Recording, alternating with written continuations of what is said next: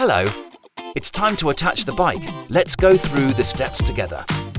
There are two main types of wheel hubs, the quick release and the thru axle. The quick release is supplied with the trainer in the box, while the thru axle is the one from your bike. Depending on your bike's hub system, you'll need to use the correct adapters provided in the trainer box. They can be found in this bag. If your bike has the thru axle system, you'll need these two adapters. One smooth and one threaded adapter.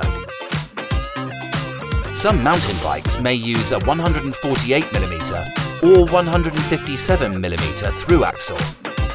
If this applies to you, you'll need to purchase the correct adapter separately.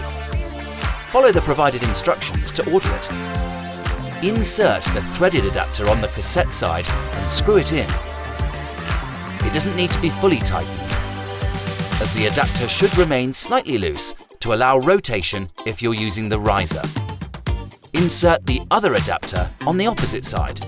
Now it's time to remove the rear wheel. But first, reduce the chain tension by lifting to a higher gear on the rear and a lower gear on the front. Now let's attach the bike. Carefully position the rear frame astride the trainer, gently resting the bike chain on the sprocket set. Insert and screw in the thru axle. If your bike uses a quick release system, you'll need these two adapters. Insert the adapters, one on each side of the trainer. Ensure they're oriented correctly. In addition to the adapters, you'll also find this spacer in the cassette. Its position inside or outside the rear frame depends on the dropout length. If the dropout is 130mm, place the spacer on the outside with the knurled part facing the frame. If the dropout is 135mm, place the spacer inside with the knurled part still facing the frame. Remember, the knurled side should always be in contact with the frame. It's time to remove the rear wheel.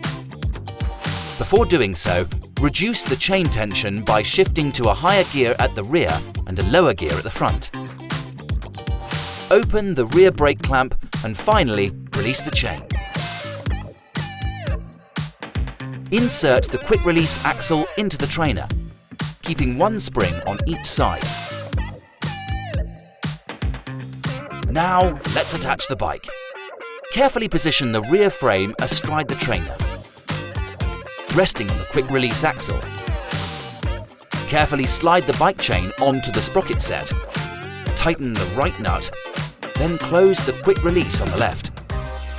Now that your bike is secured, ensure the trainer is stable on the floor before getting on. See you in the next video for setting up the trainer. Bye for now.